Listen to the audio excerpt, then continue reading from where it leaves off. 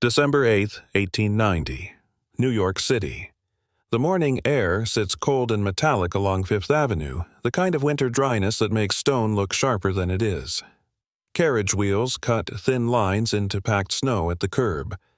Footsteps carry farther than they should. In the pale light, the city feels temporarily simplified. Iron, granite, breath, and the slow discipline of money moving to its appointments. On the west side of the avenue, a facade rises the way a public building rises. Not loud, not pleading, certain. The house does not try to charm the street, it manages it. Its windows are set with the calm repetition of a system designed to outlast personalities. The entrance is sized for arrivals that do not need to explain themselves. Inside, heat is held in rooms so large they require their own weather. Every surface implies labor, not one worker, many. Stonecutters, carpenters, plasterers, upholsterers. Servants who learn routes through corridors that keep the visible world clean of the work that sustains it. This is not merely a residence, it is an operating structure, a private institution built to convert raw wealth into public inevitability. In 1890, the Vanderbilt fortune feels less like a family's property than a fact of the country. It runs under the nation like track. It moves coal and people and mail. It times the day. It has terminals that function like gates. It has lawyers, bankers, politicians, and editors who adjust their posture around it. It has the kind of mass that makes resistance seem inefficient. And then, quietly, the weakness appears. Not in the fortune itself, but in what the fortune is asked to do. Because the Gilded Age does not only reward money, it demands it be burned in specific shapes. It demands buildings that can be seen from the street and measured by strangers. It demands seasons in Newport, tables under chandeliers, private rail cars, horses, paintings, collections, uniforms, staff, and silence. It demands a life that spends at the speed of reputation. William Kissam Vanderbilt, born into the rail empire that made America smaller by schedule, stands in the middle of that demand. His inheritance is vast enough to seem immune to error, but the scale that protects him also creates the only kind of failure that matters here. Not a bad year, not a scandal, not a single purchase, an entire pattern of consumption that converts permanence into dust, one decision at a time, until the house that was built like a courthouse starts to behave like a receipt. And the most unsettling part is that at first, nothing looks like decline at all.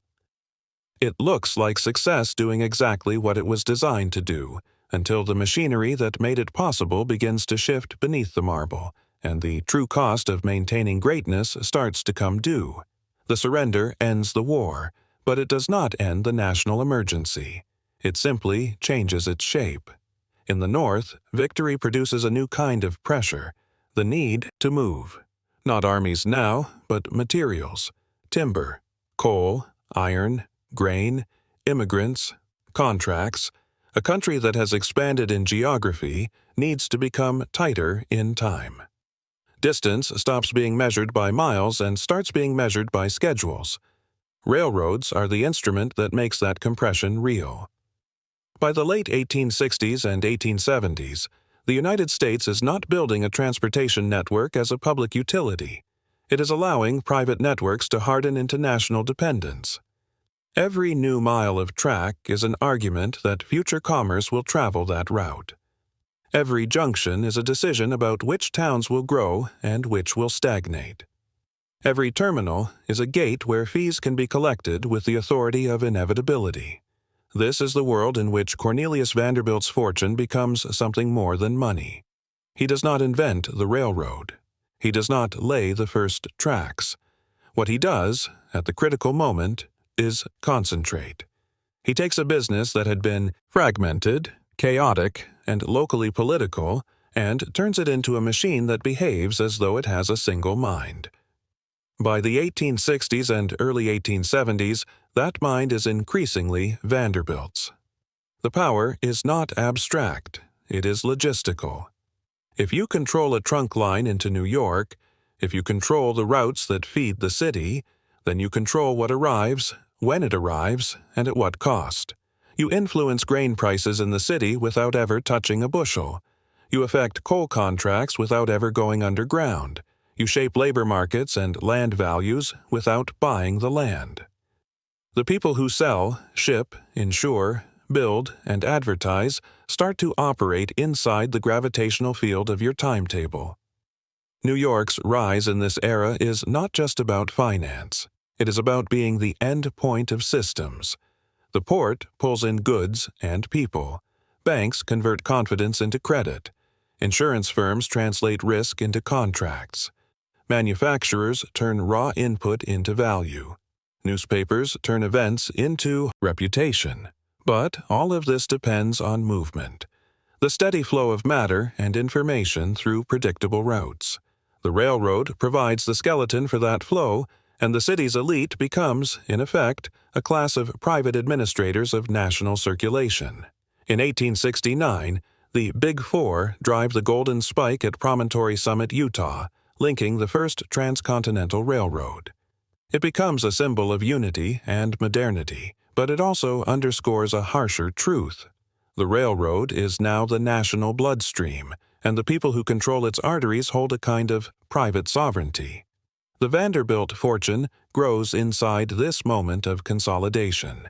It is not simply that profits are large, it is that revenue can be stabilized through scale.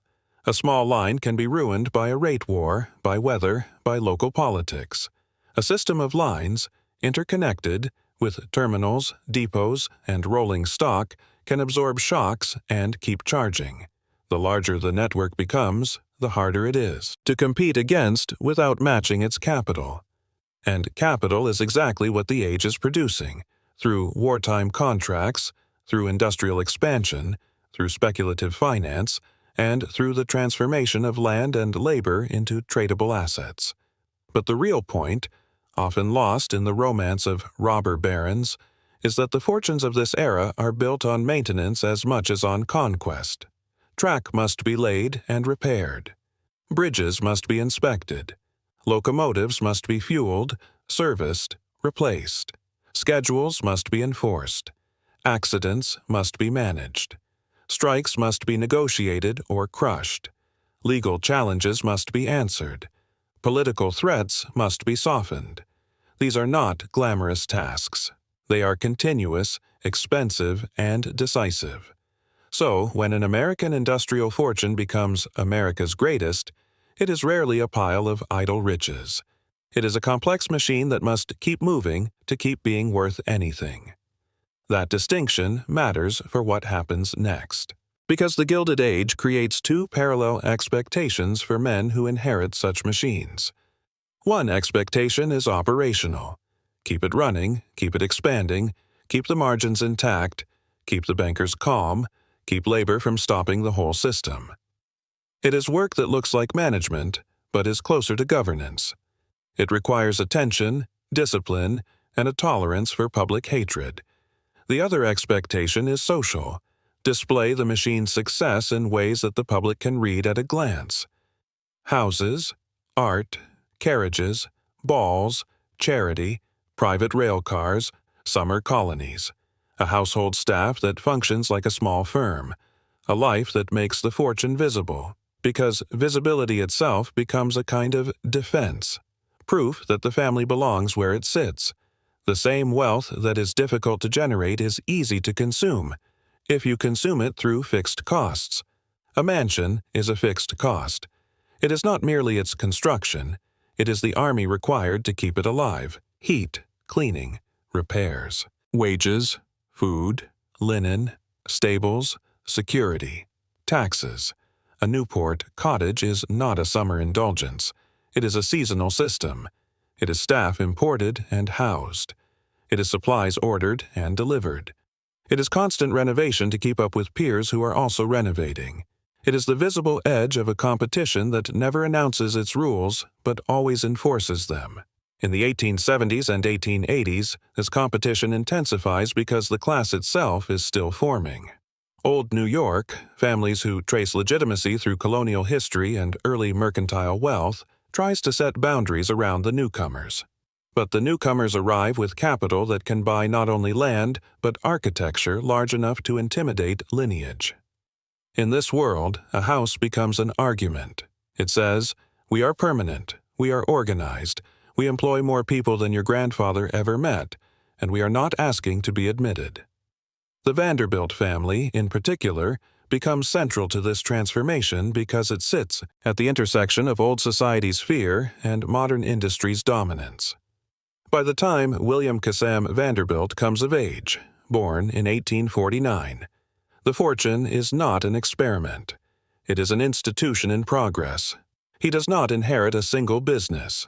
He inherits a system of obligations to investors, to the public, to the family name, to a social class that demands proof of strength, and to a national economy that now relies on the smooth movement of rail traffic. And crucially, he inherits during a period when the country begins to question the very legitimacy of such private power. Public anger at monopolies grows. Reform politics gains traction. Journalism becomes more aggressive. The language of trusts and combinations spreads. State legislatures experiment with regulation. Federal pressure slowly accumulates. The Interstate Commerce Act will arrive in 1887, creating the Interstate Commerce Commission, an early signal that the era of unregulated private transport empires is ending. This is the pivot in the background, the hinge that makes the story of an heir possible. Because William K. Vanderbilt does not only have to live up to his fortune, he has to live through a changing national attitude toward it. He stands at the top of a system built for expansion, entering a decade when expansion begins to look like a threat. He stands inside a class that measures status by how effortlessly money becomes architecture, entering a period when the country begins to ask what that money actually costs everyone else. And the quieter truth beneath all of it is this: the Vanderbilt fortune is enormous, but it is not weightless. It is heavy. It requires constant attention, and it can be converted into dust not by a single catastrophe, but by the steady decision to treat a working machine as if it were a bottomless well. The social world will reward that decision at first. The economic world will not. The question is when the bill arrives, and what the family is willing to sell when it does. May 1st, 1871, New York City. A new season begins the way it always does in the upper tiers of Manhattan, not with a public announcement, but with reopened houses and reactivated routines. Servants return. Furnishings come out of storage. Florists deliver to addresses that do not need names. Carriages begin to appear again at the same hours, moving along the same streets with the slow authority of people who do not have to explain where they're going. In the 1870s, New York is building two cities at once. One city is visible and operational. Construction, immigration, streetcars, docks, factories, tenements, markets. The other city is quieter but more directive. Clubs, dinner tables, private schools, family lawyers, and the informal social boards that determine which names circulate with ease and which do not. This second city does not govern by law. It governs by access. Its geography is narrow and expensive. Fifth Avenue becomes less a street than a display corridor for legitimacy. Brownstone gives way to limestone. Small houses are replaced by larger ones, and then by houses so large they stop pretending to be domestic. Their purpose is not comfort. It is clarity. A house like this tells strangers exactly where the family sits in the hierarchy, without a word spoken. But society in this era is not only a matter of taste. It is a system of enforcement. Membership in elite New York is policed by invitations, seating charts, patronage, and marriage. Families who have money but lack acceptance spend years trying to buy a kind of social quiet, an unchallenged place where they can move without being examined. And families who already have acceptance protect it by making the boundary feel like culture rather than exclusion. Newspapers help with this more than anyone admits. By the 1870s and 1880s, American journalism expands into a daily engine of visibility. Social columns turn private life into public signals. A dinner party becomes a measurable event. A wedding becomes a political alignment. A scandal becomes a weapon. Reputation begins to behave like a commodity, earned, protected, leveraged, and sometimes destroyed for profit. This matters because the Gilded Age elite does not simply consume goods. It consumes attention, and attention has operating costs. A family can be wealthy and still fail socially. A family can be admired and still be financially unstable, but in the logic of the era, the most dangerous condition is uncertainty. The suspicion that the money is not as solid as the architecture implies. So architecture becomes more than a preference. It becomes insurance. When William K. Vanderbilt and his peers build large, they are not only expressing wealth, they are locking it into form. They are turning money, abstract, vulnerable to markets, into stone and labor and square footage that can be seen and counted. They are buying permanence in a world where fortunes are newly made and just as newly lost. And the scale escalates because the competition has no fixed endpoint. If a rival builds bigger, your house becomes smaller without changing. If a rival entertains more lavishly, your previous hospitality becomes thrift. If a rival acquires a collection of paintings, your walls become empty. The entire culture is an arms race in which the weapon is expenditure, measured not by private satisfaction, but by public comparison. Newport, Rhode Island amplifies this logic. By the late 19th century, Newport is not simply a resort town. It is a seasonal capital of elite America. Families migrate there with staff, horses, trunks, and routines that resemble a government relocating to a summer seat. The cottages are palaces built under a socially convenient euphemism. Their lawns are engineered. Their dining rooms are designed for formal display. Their stables are large enough to suggest an institution rather than a hobby. Newport's rituals serve a specific purpose. They make status visible at close range. In Manhattan, wealth can hide inside business. In Newport, wealth must perform. Invitations are counted. Guests are ranked. A ball is not only entertainment, it is a census of belonging. And belonging matters because it determines the marriage market, the primary mechanism through which fortunes are preserved, merged, or strategically rehabilitated. This is where the heir enters the story without needing to be named. Yet, inheritance since the Gilded Age is not merely transfer, it is governance, often informal, sometimes brutal. Families develop their own internal constitutions, trusts, allowances, property restrictions, private understandings about who may control what and when. But the law and the culture do not always align. A fortune can be structured to protect itself, yet still be vulnerable to the most human force in any inheritance system, the ability of a beneficiary to spend and to insist that spending is a right. Because money at this scale produces a particular illusion, it makes decisions feel consequence-free, it makes purchases feel like rounding errors, it turns cost into a concept that belongs to other people. But the truth is that a large fortune is not the same as an infinite one, especially when much of it is tied up in operating enterprises that require reinvestment and discipline. At the same time, the political environment is shifting beneath the elite's feet, the code. 1880s introduce a harder, more formal scrutiny of concentrated private power. The Interstate Commerce Act of 1887 establishes federal oversight of railroad rates and practices, a sign that the era of unchecked railroad empires is beginning to close. Public frustration with monopolies grows. Reform movements find language. State governments experiment with controls. Courts become battlegrounds. Even when regulation is imperfect, it changes the psychology of the age. The public begins to see the great fortunes not as proof of excellence, but as evidence of extraction. This creates a tension that wealthy families respond to in a predictable way. They invest in legitimacy. They fund museums, libraries, universities, hospitals. They sponsor art and culture. They endow institutions that will speak their names long after the rail schedules have changed. Philanthropy becomes both a moral claim and a structural strategy.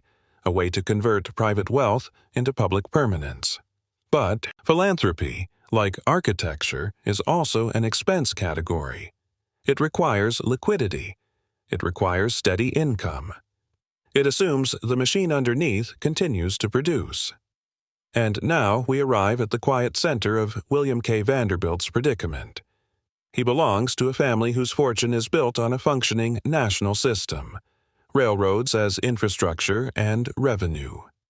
Yet he lives in a social environment that demands constant visible conversion of that fortune into non-productive forms. Mansions, collections, entertainments, seasonal migrations, and the endless maintenance of a public image.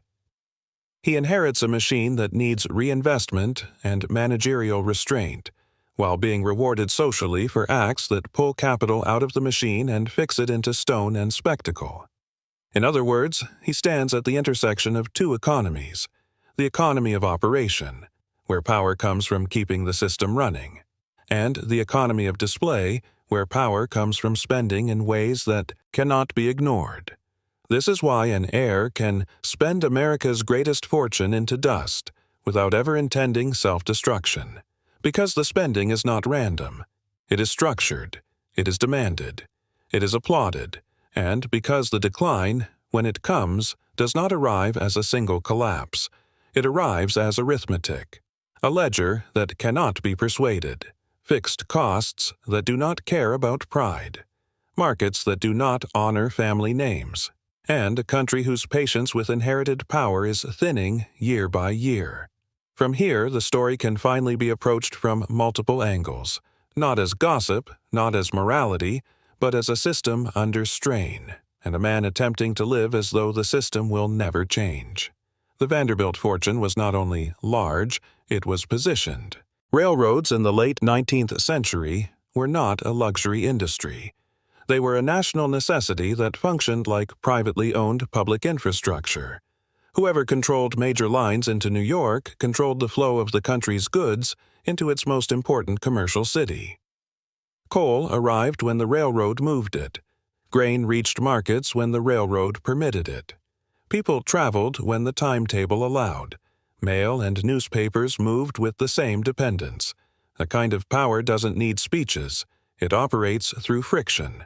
A rate adjustment here, a preferential contract there, a slight delay that shifts a rival's shipment schedule, a terminal policy that forces competing lines to negotiate on your terms. Even when decisions were technically business, their effects were civic.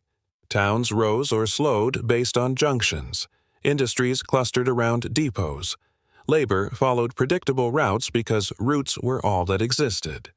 The Vanderbilt system also required an internal bureaucracy that looked increasingly like governance.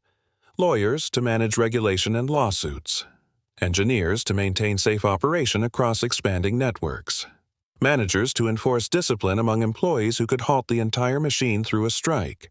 Bankers to keep confidence stable, because railroads ran on capital as much as on steel.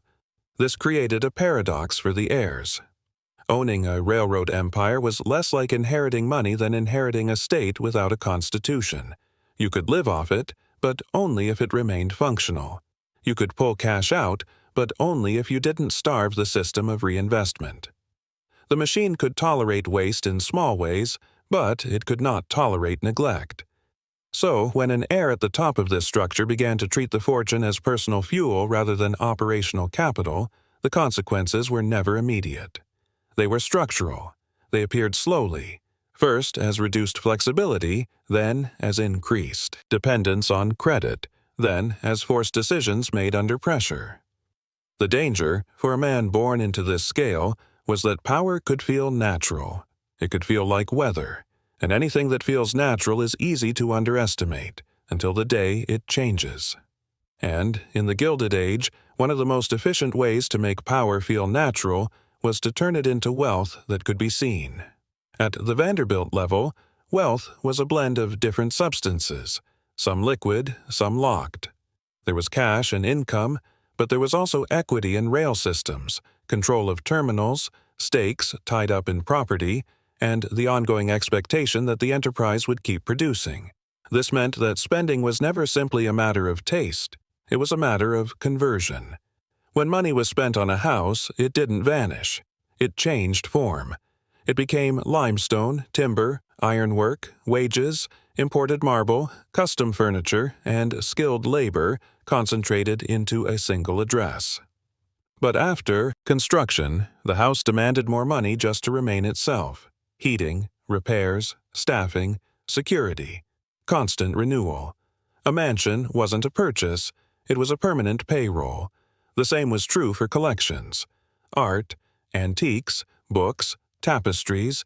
Each acquisition required specialists, shipping, restoration, insurance, and controlled environments. Horses and carriages required stables, grooms, feed, veterinarians, tack, and replacements. Entertaining required kitchens that operated like small factories, supply chains that ran quietly, and staff trained to make lavishness look effortless. This is why an heir could spend a fortune without appearing reckless. Because the spending was often applauded as refinement. It created jobs. It impressed peers. It produced cultural legitimacy. It also created a trap. The more fixed the lifestyle became, the less freedom remained. Spending hardened into monthly operating costs that could not be cut without social consequence. In a stable economy, that could be sustained. But the late 19th century was not stable. It was volatile. Booms, panics, credit contractions, political pressure, regulation, and shifting public mood. In such an environment, a fortune that is heavily committed to fixed costs becomes fragile, and fragility at this scale does not look like poverty. It looks like selling assets you assumed were permanent. It looks like choosing which house to keep, which collection to break, which staff to dismiss, which public image to sacrifice. It looks, in other words, like dust. Money turned into monuments, and then monuments turned back into money, at a loss. And nowhere was this conversion more visible than in the architecture the Gilded Age demanded. A Vanderbilt mansion was never just a home. It was a statement engineered in stone. To build at Fifth Avenue scale, you needed more than taste. You needed a supply chain. Quarries, rail shipments, craftsmen, architects who understood prestige, and contractors, capable of coordinating thousands of decisions without public failure.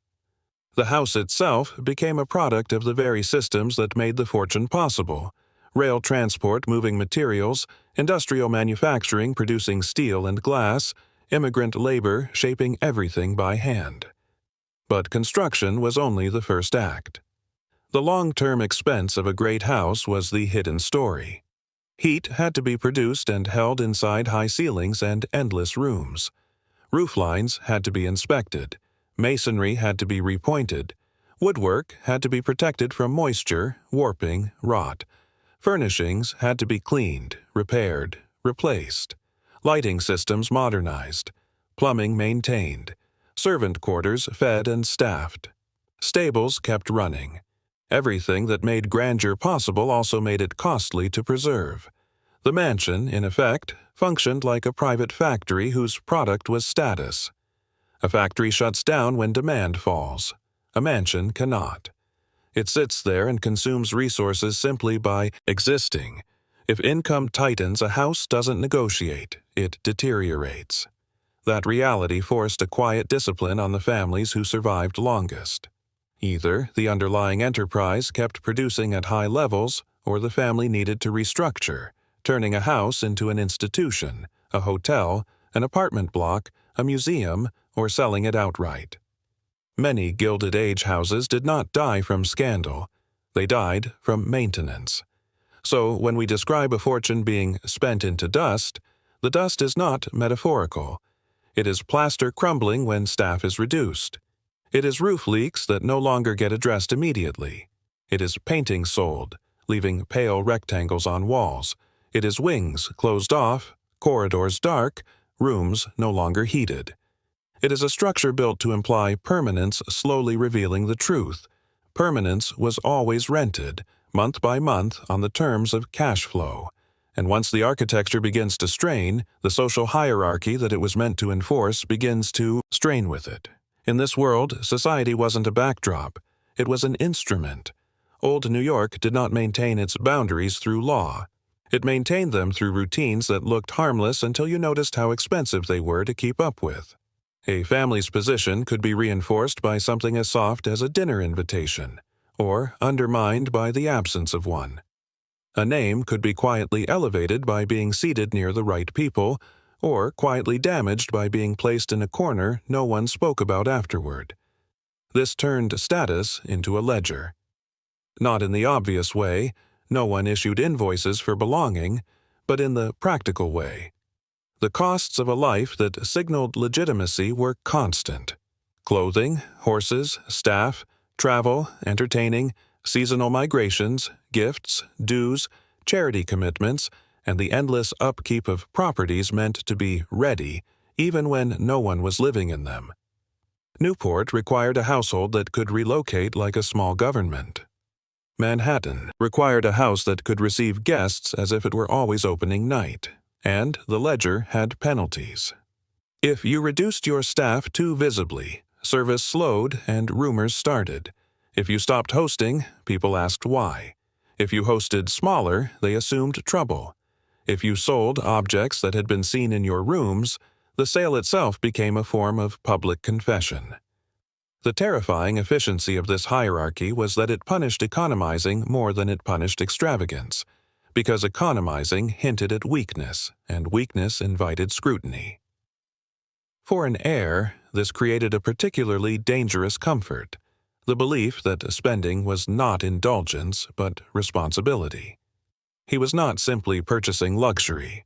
He was paying membership fees to an invisible institution that controlled reputation. And because reputation shaped marriages, alliances, and business confidence, the spending could be framed as prudent even when it was structurally destructive. So a fortune could erode while appearing intact. Because the social world admired what it could see: the carriages, the houses, the table settings, the art. It did not admire what it could not see: the balance sheet pressure, the income volatility, the growing dependence on selling assets or using credit to maintain appearances. The hierarchy rewarded the performance until the performance became impossible. And when it did, it didn't offer sympathy. It offered replacement. Which meant the real threat to a great fortune wasn't merely personal weakness. It was a system that demanded visible strength, even when the economics were changing underneath it. The Vanderbilt rail machine rose in an era when the government largely treated private capital as the country's construction crew. But by the 1880s and 1890s, the national mood begins to shift from awe to suspicion. Railroads were everywhere in American life, and because they were everywhere, every grievance eventually ran through them. Farmers complained about freight rates and discriminatory pricing. Small merchants blamed delays and fees. Towns that were bypassed treated the tracks like a verdict. Labor saw long hours, dangerous conditions, and employers whose scale made them difficult to confront. And newspapers discovered that the railroads could be described as a single villain even when the industry was a collection of competing interests. Political pressure followed. Regulation did not arrive as a clean, modern solution. It arrived as argument. State commissions, court fights, public hearings, investigations. The Interstate Commerce Act and the Interstate Commerce Commission marked a turning point, not because regulation instantly transformed the industry, but because it formalized a new principle: that railroad power, once treated as a private right, was now considered a public problem. This matters to the heir because it changes the economics of control. A patriarch like Cornelius Vanderbilt could exploit an environment where leverage was limited mostly by capital and audacity. But an heir inherits into a world where the same moves attract legal constraints, public outrage, and political retaliation. The empire becomes harder to run, not because the tracks vanish, but because the room to maneuver narrows.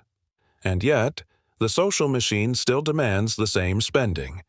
So the heir faces a double bind. Operating income is increasingly contested and regulated, while the costs of elite life remain culturally non-negotiable. The era that built the fortune begins to close, while the era that spends it continues as if nothing has changed. Influence still exists, of course, through bankers, party organizations, friendly editors, and philanthropy. But the influence becomes more defensive than expansionist. It is used to slow the pressure, not eliminate it, and slowing is expensive. A fortune survives political scrutiny best when it is disciplined. A fortune exposed to scrutiny while also funding constant display begins to bleed from two directions at once: reduced flexibility on the income side and permanently rising fixed costs on the spending side. And when a system is squeezed like that, the first thing it loses is sustainability, the ability to carry its own weight without constant intervention. The Gilded Age loved the idea of permanence, but permanence had a monthly cost.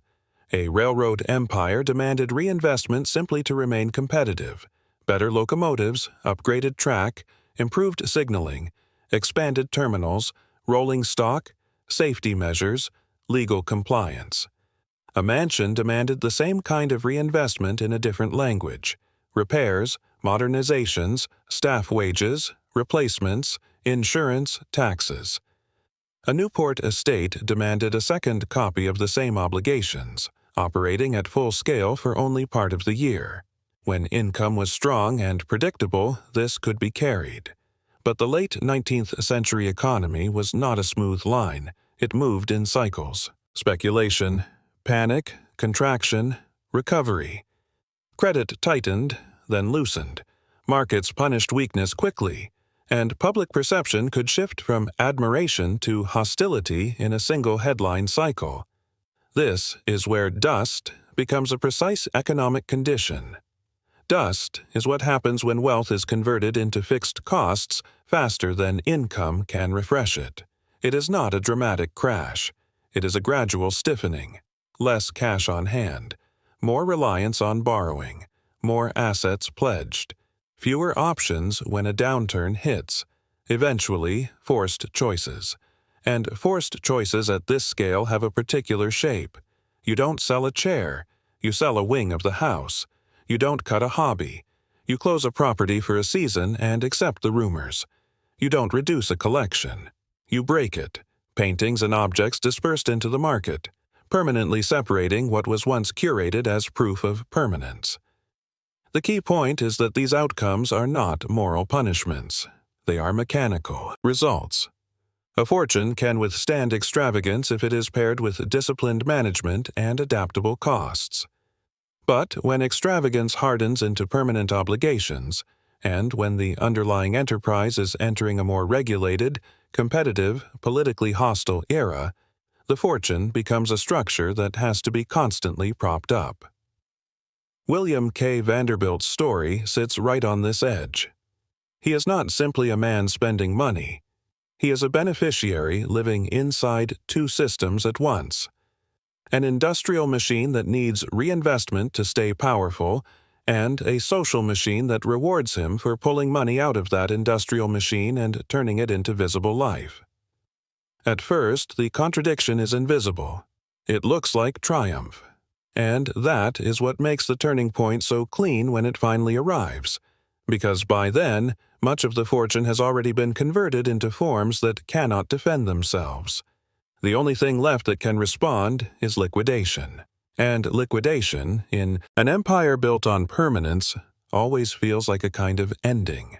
By the early 1880s, the Vanderbilt name is no longer merely attached to rail lines and terminals.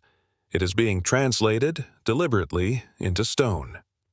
At 660 Fifth Avenue, on the corner of 52nd Street, a new kind of mansion rises between 1878 and 1882.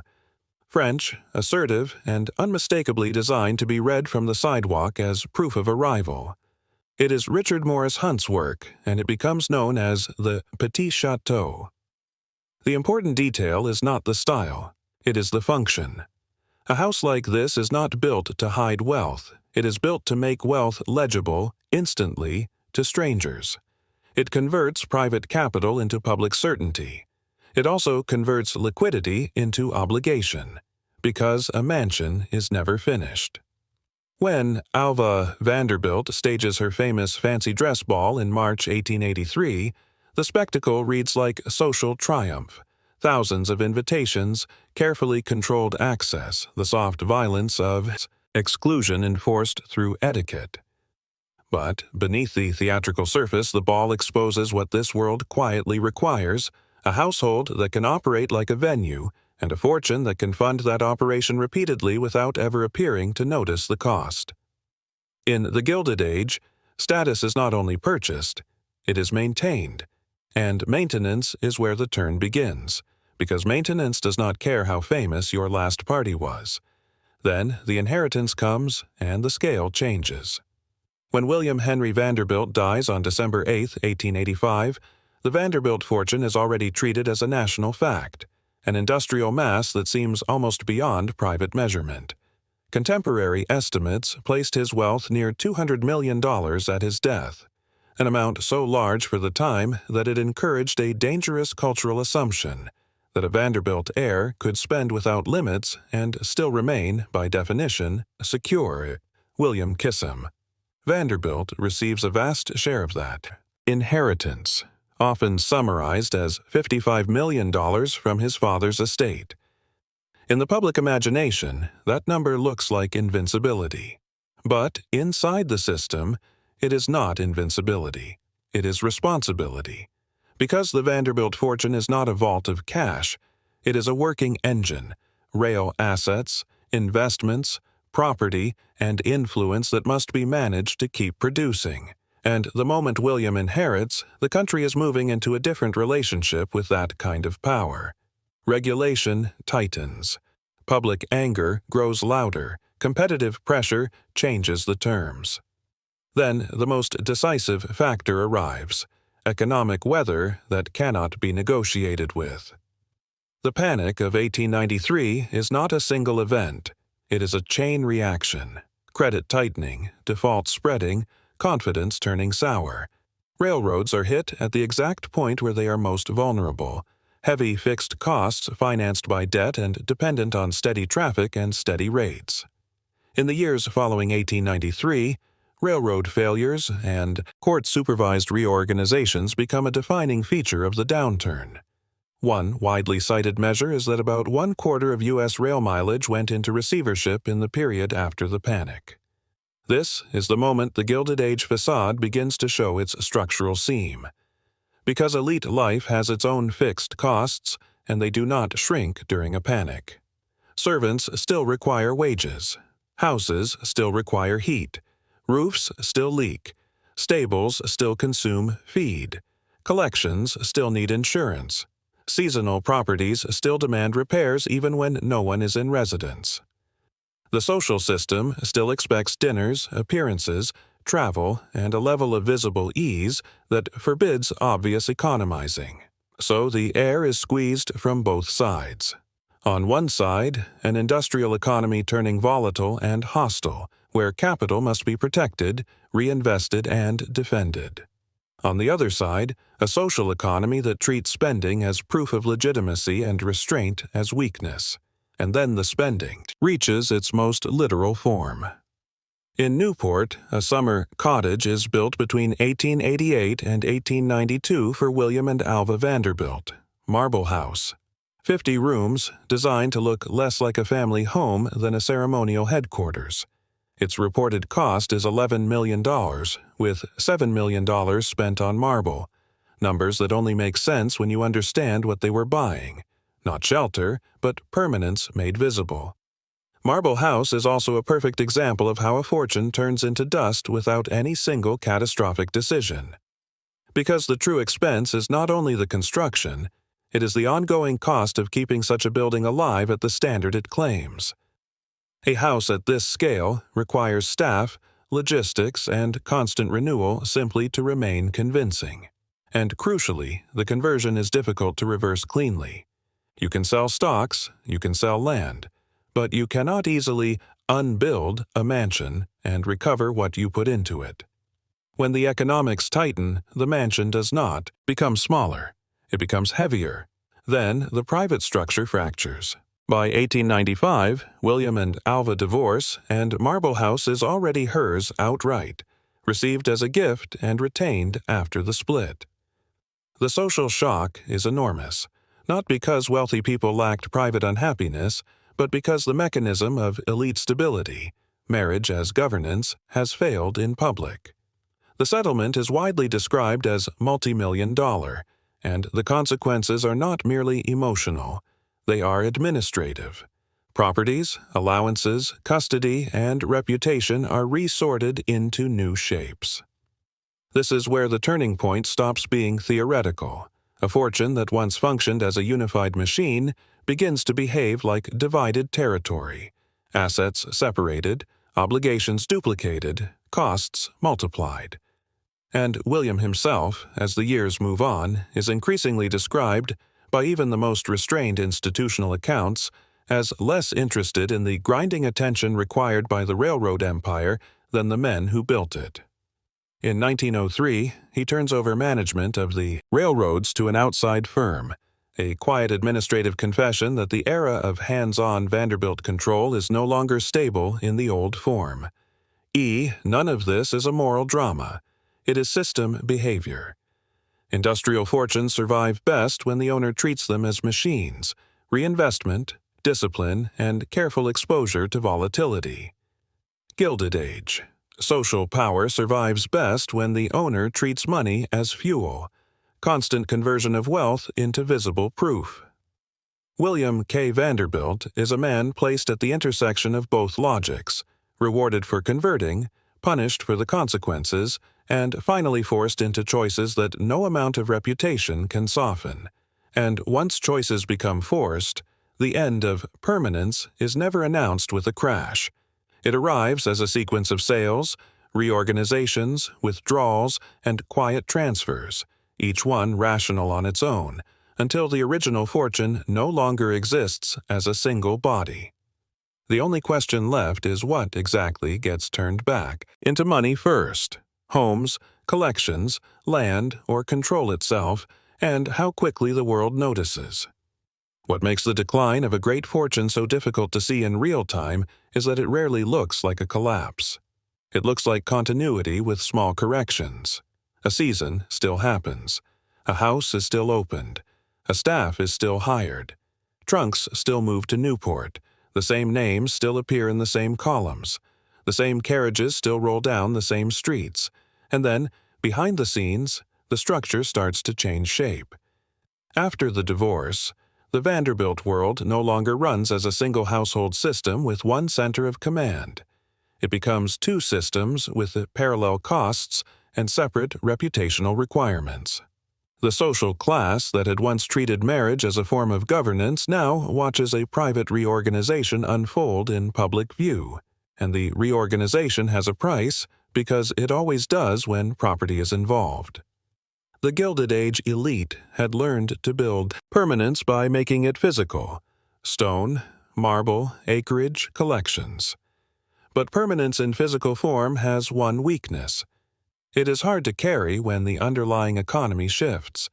The panic years do not have to destroy a fortune outright to change the mathematics. They only have to reduce flexibility. They only have to make credit tighter, dividends less predictable, expansion less certain, and regulation more restrictive. In a rail empire, a downturn is not felt as embarrassment. It is felt as pressure on cash flow, pressure that arrives on a schedule, in bills that don't care about lineage. And the social economy of the elite does not respond to pressure by lowering its demands. It responds by watching. If you cut your expenses publicly, the class interprets it as weakness. Weakness becomes gossip. Gossip becomes a kind of slow reputational tax. That tax is paid in lost invitations, lost alliances, and a quieter but more consequential loss: the sense that the family's era is passing. So the spending continues, because stopping it feels more dangerous than maintaining it. This is the moment when a fortune becomes vulnerable to the most elegant kind of erosion, the kind that looks respectable. You do not appear ruined. You appear refined. You do not announce loss. You quietly convert. A painting is loaned, then sold. A property is no longer used, then quietly transferred.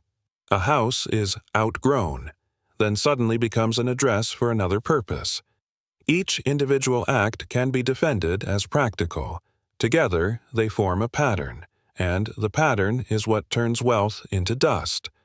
Not as a metaphor, but as a process of conversion, where the original machine is steadily stripped of its ability to regenerate itself. At the center of this story is the difference between ownership and control. In the Gilded Age, families like the Vanderbilts did not merely hold wealth. They sat on top of systems they actively directed. But as the railroad industry matures, the terms of power change. Railroads become more corporate, more regulated, more professionally managed, more dependent on finance. The figure of the owner-operator begins to lose ground to the figure of the organizer, the banker, the consolidator, the manager who treats railroads as instruments inside a larger financial architecture. This shifts the Vanderbilt position from command to participation. You can still be rich without being in charge. You can still collect dividends without controlling decisions. You can still have a name that carries weight while the machine that created the name is increasingly run by people with different incentives, people whose loyalty is to stability, to markets, to creditors, to boards, not to a family's social calendar. For an heir who has grown up inside the assumption of dominance, this transition is not a headline. It is a slow reduction of room. The empire becomes harder to steer, the fortune becomes less responsive, and the social obligations remain fixed. So the choices narrow. In this narrowing, a symbolic act matters, the decision to step away from direct management. Because the moment a Vanderbilt railroad empire is no longer run as a family instrument, the family's power becomes less structural and more decorative. They can still live at the top of society. They can still build, buy, entertain, and travel. But they are increasingly living on an interpretation of the fortune, not the fortune's original function. And interpretations are expensive to maintain. The Gilded Age makes people believe that a mansion is a fortress. But a mansion is not a fortress. It is a visible liability with a roof.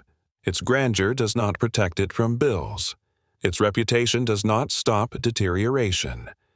If you want it to remain a symbol, you must feed it constantly with labor and cash. When you stop feeding it, it begins to fail in small ways first, ways that only staff notice, ways that only accountants can quantify, ways that only close friends can sense when they visit. The house grows colder at the edges, rooms are closed off, repairs are delayed, new purchases slow. The staff gets smaller, then more strained, and the very building meant to proclaim permanence begins to feel, subtly, like an object that needs defending. This is where dust becomes visible, because dust accumulates when a system stops being actively maintained at its intended scale. And the deeper truth is that the Vanderbilt spending culture was never just personal indulgence.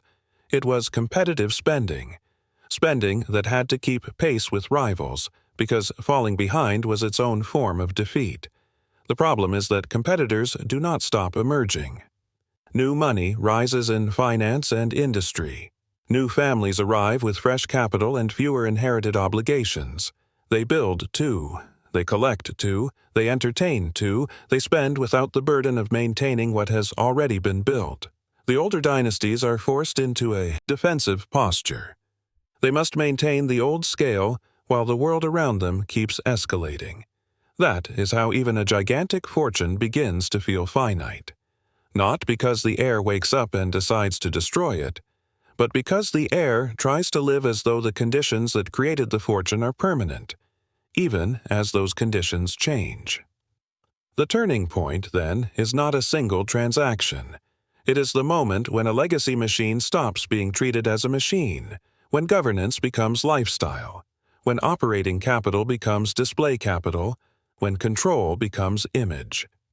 And once that shift occurs, everything that follows begins to look inevitable.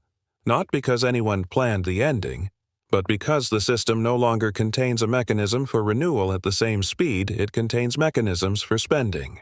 By the early 20th century, the Vanderbilt name still holds social weight, but the pattern is set.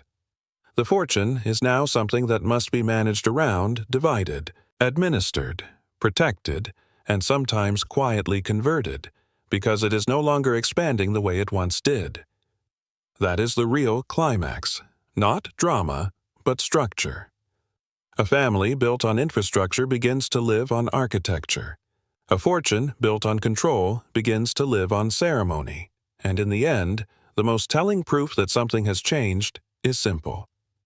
What once felt like an empire starts to behave like an estate, something preserved rather than something growing. And once preservation becomes the goal, the next phase is unavoidable, because preservation always raises the same question, sooner or later: who pays to keep the symbol alive when the machine that made the symbol has already moved on? The aftermath of a great Gilded Age fortune is rarely announced with a single headline, because the elite learn early that public endings invite public judgment. So the changes happen through quiet transfers. A property is retained but used less. Then it is no longer practical.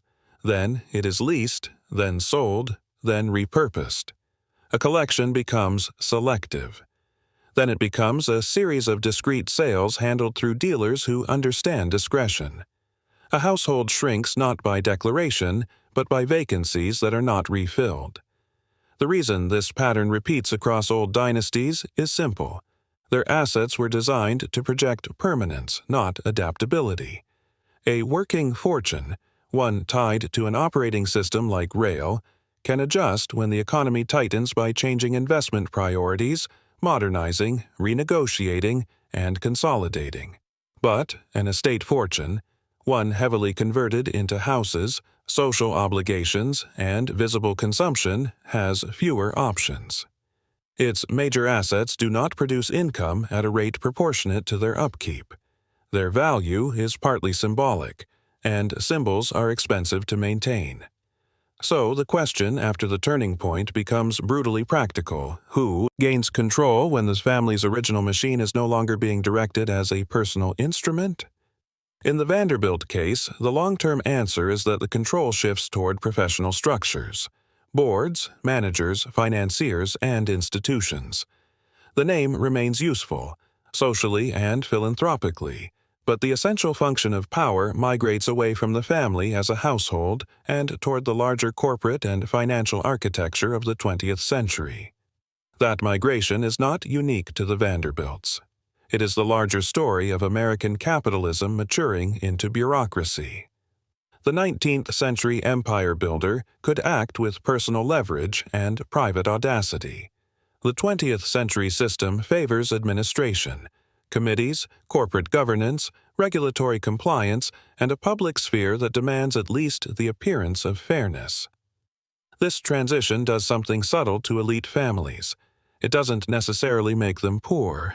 It makes them less central. They may still possess extraordinary wealth, but their wealth is increasingly passive, distributed across investments, managed through trusts, insulated through legal structures, and expressed through philanthropy rather than direct industrial command. The era that produced personal dynastic rule begins to fade, and what replaces it is a class of wealthy participants in a system rather than owners of the system itself. The built world reflects that shift. A palace on Fifth Avenue that once functioned as a private headquarters becomes, over time, difficult to justify in its original form. The avenue itself changes. Land values rise, commercial pressures intensify. The city modernizes. Traffic patterns shift from carriages to automobiles. The social geography that once made a mansion the correct form of power starts to dissolve into a different logic. Office towers, hotels, apartment buildings, structures built not to impress a rival family, but to monetize the ground beneath them. That is when the great houses begin to disappear. Not because the families forget them, but because the city no longer supports them. The land becomes too valuable for a single household to occupy without producing income.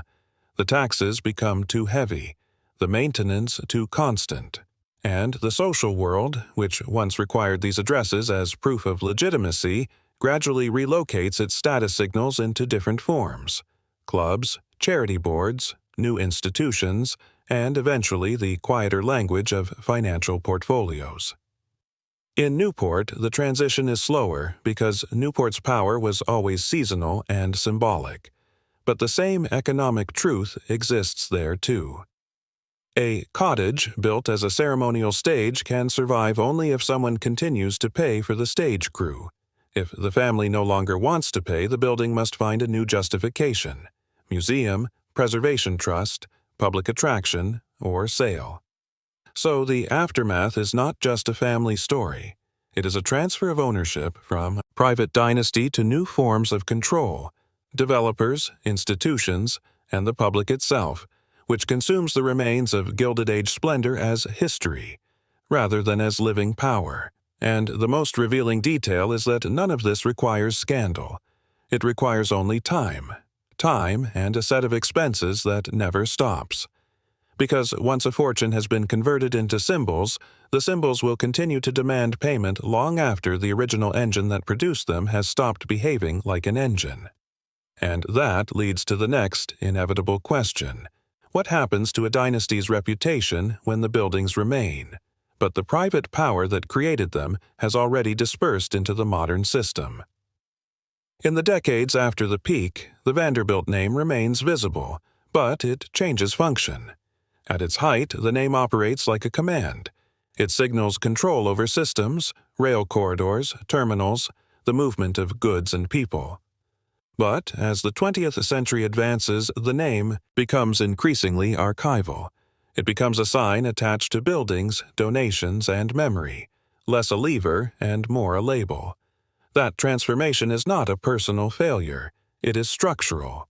A railroad empire in the late 19th century could create dynastic power because the industry itself was new, expanding, and loosely governed. Early dominance could harden into long control. But in a mature system, regulated, financially complex, professionally managed, dominance becomes harder to hold as private family rule. The system has too many stakeholders: creditors, shareholders, regulators, courts, unions, and a public that now understands monopoly power as something to challenge rather than admire. This is why the old fortunes so often drift toward philanthropy and preservation. Philanthropy allows a family to translate wealth into legitimacy without needing to command industry directly. It places the family name in public spaces that will outlast market cycles: universities, museums, libraries, hospitals, civic projects. It also provides a controlled narrative: not "we extracted," but "we endowed." Preservation functions in a similar way. A great house that once proved power through exclusivity can, later, prove power through survival. Its endurance becomes the story. If the building can be turned into a museum or public site, it gains a new purpose. It no longer has to justify itself as a private household. It just has to justify itself as heritage. But preservation also reveals the truth the Gilded Age tried to conceal. These houses were never natural. They were economic events. They required large flows of money, constant labor, and an entire social machinery that made them feel necessary. When those flows weaken, the house must either be subsidized by new wealth or surrendered to a new owner whose reasons for keeping it are different. That is why the disappearance of many Gilded Age mansions is so telling. They didn't vanish because of fire or war. They vanished because the economics of modern New York no longer supported them. The city's logic changed from display to yield. A household, no matter how historic, is not as productive as a building that generates rent. When land and taxes rise, tradition becomes expensive. And in the modern city, expensive traditions are eventually priced out. In this aftermath, the idea of spending a fortune into dust becomes clearer. Dust is not bankruptcy. Dust is dispersal. It is wealth scattered into places that cannot recombine into power. A collection sold becomes private objects in multiple hands, no longer able to function as a single display of authority. A mansion demolished becomes memory and photographs, and then a new structure that serves a different class. An estate divided becomes multiple parcels with multiple owners, no longer able to enforce a single family's dominance over a landscape. Even the family itself changes in this process. A dynastic household, once a compact unit that concentrates resources, marriages, reputations, and assets, becomes a broader lineage. More heirs, more trusts, more divisions. The wealth may remain considerable, but it is partitioned. Partitioning is rational for stability, but it weakens centralized power. The family name persists, but it no longer behaves as a single instrument. And this is where the Gilded Age leaves its most lasting legacy. It teaches America how wealth can be made visible, and then teaches, unintentionally, how visibility can be separated from control. Because the public does not stop being fascinated by the symbols. The public visits the houses, reads the stories, repeats the names. But fascination is not the same thing as power. Power, in the original Vanderbilt sense, was logistical and structural. Control over movement, timing, and commerce. Once that type of control migrates into modern corporate forms, the dynasty becomes a memory of an earlier mode of rule, personal, concentrated, and expressed through stone. The result is a strange ending that doesn't feel like an ending. The family can still be rich, while the era that made them inevitable has already passed. The buildings can still stand, while the social world that required them has dissolved. The name can still be spoken, while the underlying machine has moved on to a new set of operators. And that leaves only the final task of the story, what it means. What the Vanderbilt arc reveals about the American promise of permanence, and why the country's greatest fortunes so often end not in drama, but in redistribution so gradual it can be mistaken for tradition. The Vanderbilt story is often told as spectacle, marble, balls, carriages, and the kind of wealth that seems almost fictional when described in modern numbers. But the deeper truth is quieter and more instructive. Because what the Vanderbilts possessed at the beginning was not simply money. It was leverage over a national system.